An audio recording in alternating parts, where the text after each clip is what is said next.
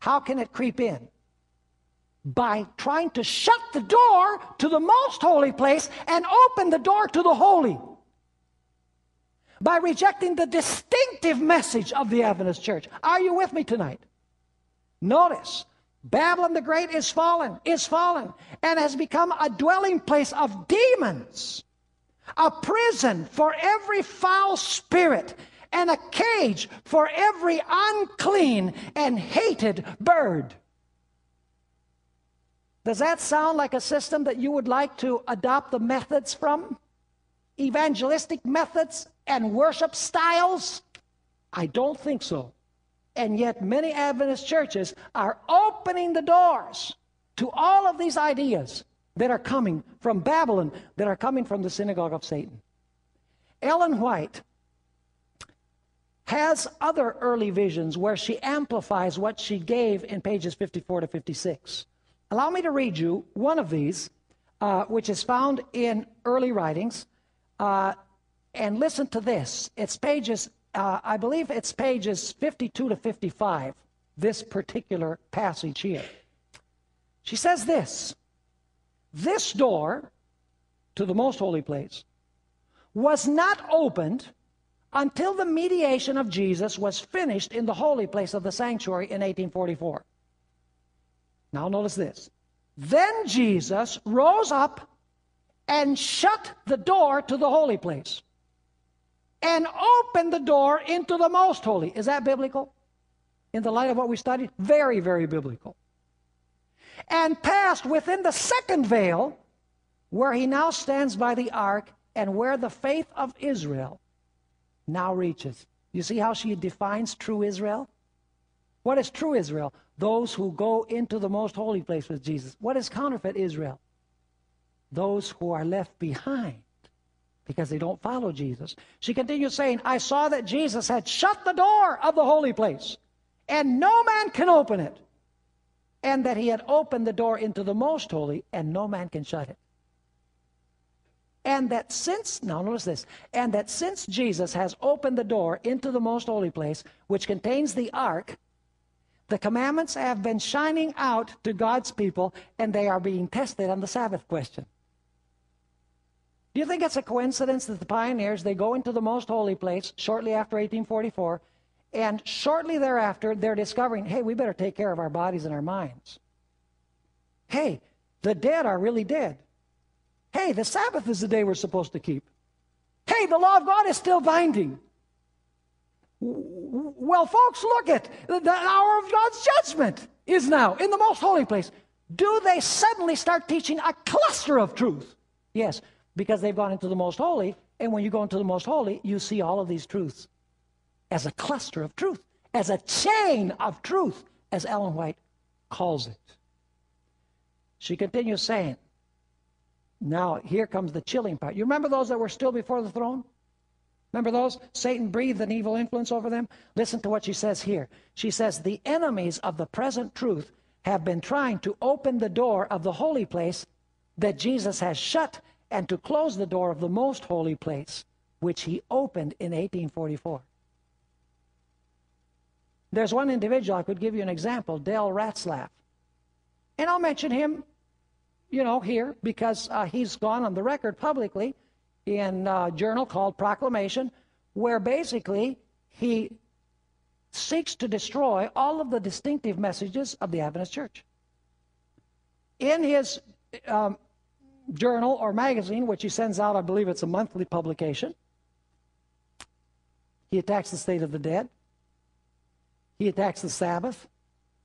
He attacks the law. He attacks healthful living. He attacks the ministry of Ellen White. You would have to attack Ellen White because she's too clear on what happened in 1844. So you'd have to attack her also. The spirit of prophecy you would have to attack as well. Why suddenly is Dale Ratzlaff teaching all of these things and trying to shake the faith of the Adventists and lead them to leave the Seventh-day Adventist Church? It's because he's tried to shut the door to the most holy, and he's trying to open the door to the holy. And truly, Ellen White said that the greatest enemies of God's people will not be those who are outside, but those who were inside and have left. And if you can read in his publications the vitriolic hatred against Adventists, you would understand that Ellen White was right when she wrote this, because he is a living testimony to what Ellen G. White wrote. So he's a fulfillment of prophecy. She continues saying, now notice what happens as a result of trying to open the holy place and trying to shut the door to the most holy place. Here's the result. Now she's going to amplify that little statement about Satan breathing an unholy influence and people believing that it was the power of God, but it was really the power of the devil. Notice what she says. Satan is now using every device in this sealing time to keep the minds of God's people from the present truth and to cause them to waver. I saw a covering that God was drawing over his people to protect them in the time of trouble. And every soul that was decided on the truth and was pure in heart was to be covered with the covering of the Almighty. Satan knew this, she says. And he was at work in mighty power to keep the minds of as many people as he possibly could wavering and unsettled on the truth. I saw that. Now notice this. She's going to amplify what it means, the power of Satan being manifested among those who claim to be Christians. She says, I saw that the mysterious knocking in New York and other places was the power of Satan. And that such things would be more and more common, clothed in a religious garb, so as to lull the deceived to greater security and to draw the minds of God's people, if possible, to those things and cause them to doubt the teachings and power of the Holy Ghost.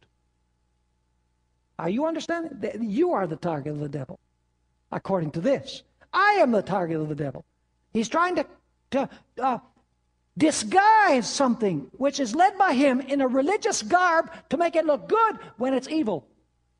Now, how does he do this? She says, I saw that Satan was working through agents in a number of ways.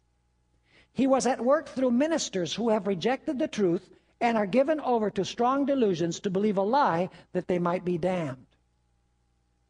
While they were preaching or praying, some would fall prostrate and helpless, not by the power of the Holy Ghost, but by the power of Satan, breathed upon these agents and through them to the people.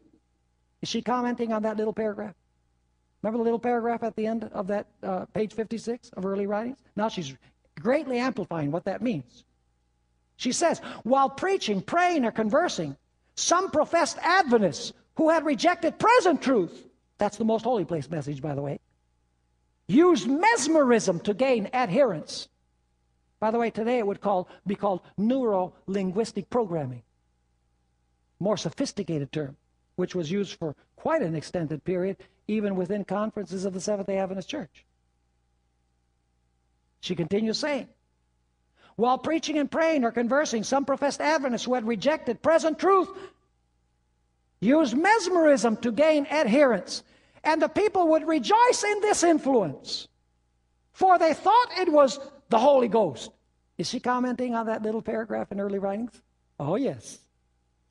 Some even that used it were so far in the darkness and deception of the devil that they thought it was the power of God given them to exercise.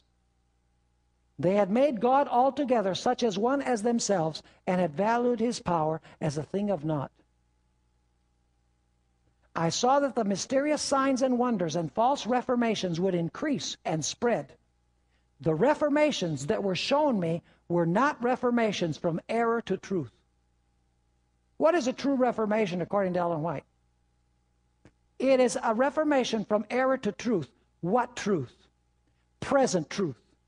And where is the present truth to be found? In the most holy place. You want to know what present truth is? It's very simple. Find out where Jesus is. If you're preaching the truth of the court, and you're ignoring the truth of the most holy place, you can be preaching truth, but you're not preaching present truth, because Jesus is no longer in the court. You can be preaching the message of the holy place, that Jesus is our intercessor, like many Christians preach. It might be true, but it's not present truth. In order to preach present truth, you must preach the truth where Jesus is. And if Jesus is in the most holy, The most holy message is present truth. Now,